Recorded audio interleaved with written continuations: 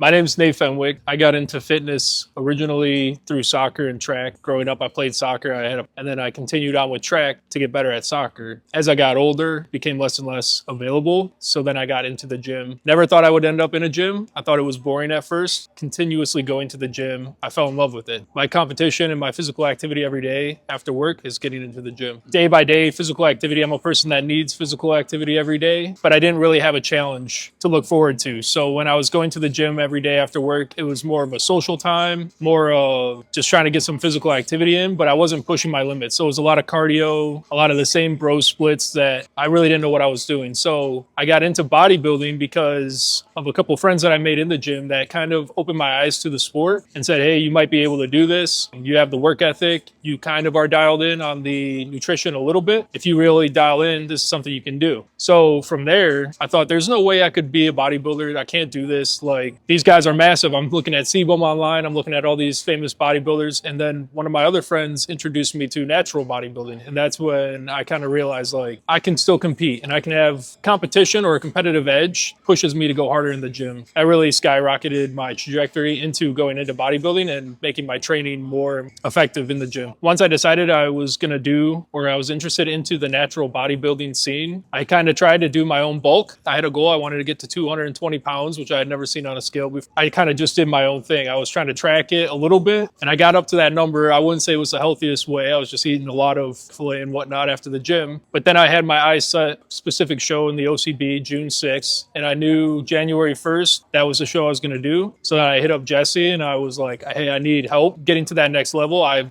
kind of have an idea on tracking macros and stuff, dialed it into the level that I needed. So once I set my date, June 6th, 2024, I got with Jesse. I gave myself plenty of time, 6 months, started chipping away at it. Slow process, getting down super lean, where I was in single digit body fat levels that I had never been to before. And then leading into the show, same thing, working with Jesse every week, tracking my macros, doing check-ins weekly, practicing posing, familiarizing myself with goes into a bodybuilding show, the tanning, the preparation, the support group, all your friends and family, everything that goes into it, because it is a challenge. And preparing for the show, my peak week, figuring out which day should be my last cheat meal day, what my body looks like certain days after cheat meal days, so that I could look the sharpest on stage, possibly could, and bring the best package to the stage. Going into the tanning services, I had to get suited for my suit on stage, and then skin preparation, tracking your water, daily check-ins to see, okay, we're still on track to look the best as possible on stage, and then showing up to the event, making sure all my friends were there, screaming for me, giving me confidence on stage, helping the judges a little bit, being like, who is this guy? So I really appreciate all my friends and family that showed up. And then Jesse telling me, reminding me, you got to squeeze the hamstrings, you got to squeeze the back, triceps, everything, reminding me, this is what you got, this is where you got